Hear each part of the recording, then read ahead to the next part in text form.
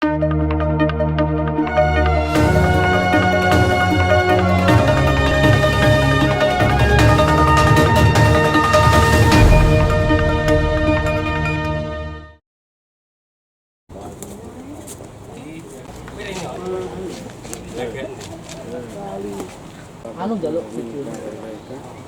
assalamualaikum warahmatullahi wabarakatuh. Selamat pagi. Pagi ini kita berada di kantor cabang.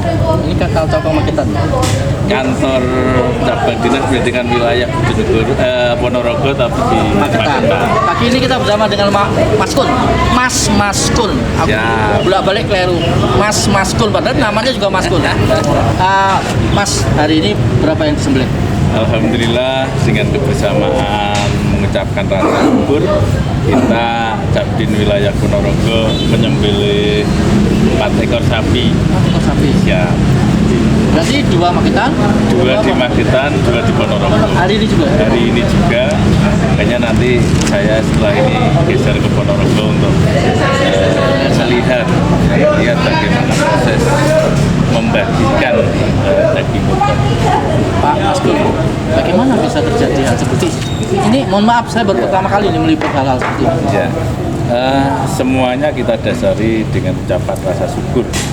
Jadi saya tekankan, saya sampaikan ke teman-teman bahwa rasa syukur itu penting atas apa yang diterima, apa yang sudah diberikan oleh Allah sebagai ucapan rasa syukur untuk selalu menerima dengan apa yang sudah dilakukan, sinergi kita, integritas kita kepada pendidikan di Magetan ini.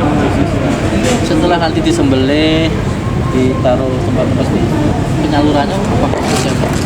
Penyalurannya untuk masyarakat di sekitar dan saya upayakan di sekitar atau di keluarga teman-teman staf, di teman-teman yang ada di kantor, termasuk juga ada di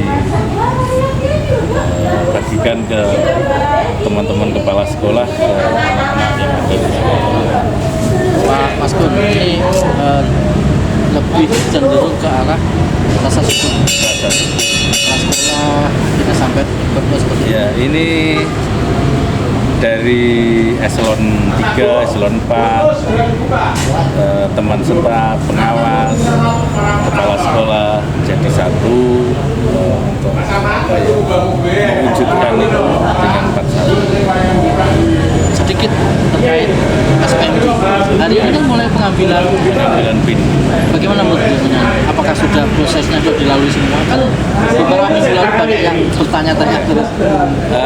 Kita ikuti aja terus yang ada dan juga perkembangan karena sampai saat ini juga nilai TKA ada yang turun sehingga proses pengambilan PIN juga masih belum bisa diselesaikan.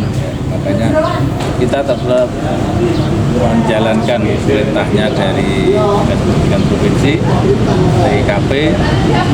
Ada hari libur, dari cuti bersama pun kita tetap memberikan pelayanan. Kemarin saya beberapa hari membaca lah di online tidak ada tambahan rombel, paku ini sudah kita usulkan. Seperti yang saya sampaikan, memang di Magetan ini tidak ada penambahan. Tetap seperti yang kemarin. Cuma ada satu sekolah baru, SMK Negeri 1 Lembean itu yang kemudian tahun ini buka. SMK Negeri 1 Lembean. Karena nomenklaturnya sudah turun.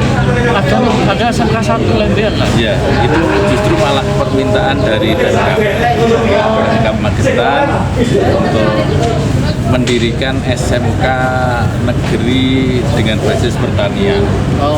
Makanya di situ kemungkinan nanti insya Allah kita buka dengan jurusan pertanian dan TKN. Jadi ada satu kelas. Dan ini memang program lama yang alhamdulillahnya pada saat kepemimpinan saya ini kemarin nomenklaturnya turun dan kita harus ya karena sudah ada ya harus segera membuka SMK yang baru itu. beberapa SMK yang ketakutan kepada Pak murid. Ini bagaimana mengatasi nanti? Sebenarnya terkait dengan murid itu Tergantung. ya inovasi dan kreativitas sekolah. Kalau sekolah itu inovasinya tinggi, kreativitasnya tinggi, sehingga prestasinya juga tinggi, kepercayaan masyarakat tinggi, otomatis kan ya sudah itu akan terbentuk di situ.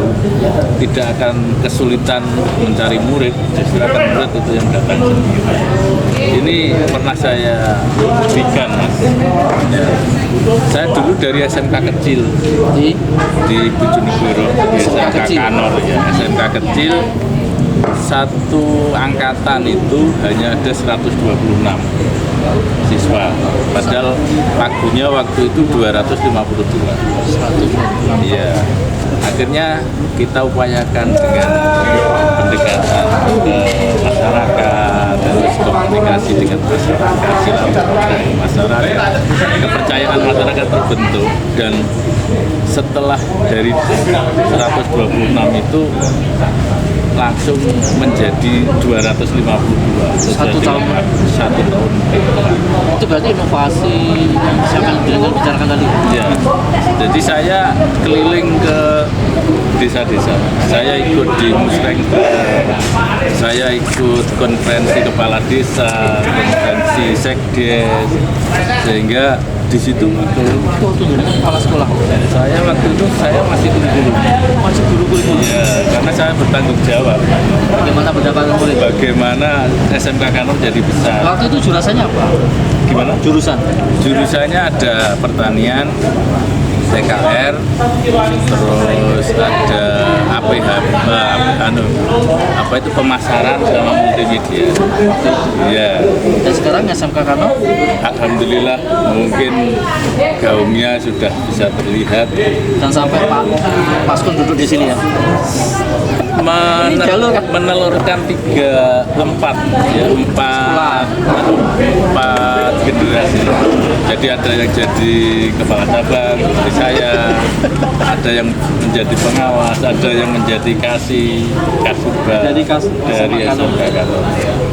Pak Maskun, terakhir buat teman-teman yang berkorban, ya, guru-guru, murid-murid itu apa yang dibawa kepemimpinan dengan Saya mengharapkan tradisi atau rasa syukur ini terus berlanjut di masa-masa mendatang, karena insya Allah dengan ucapan-ucapan bersyukur ini merupakan hal yang sangat baik, jadi dipertahankan bahkan ditingkatkan.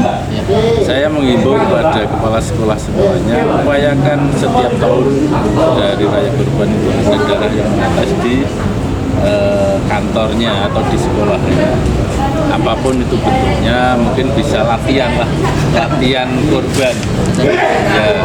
Dan saya sampaikan juga mungkin bisa kolaborasi kerjasama, bagaimana nanti guru-guru itu dimotivasi untuk berkorban.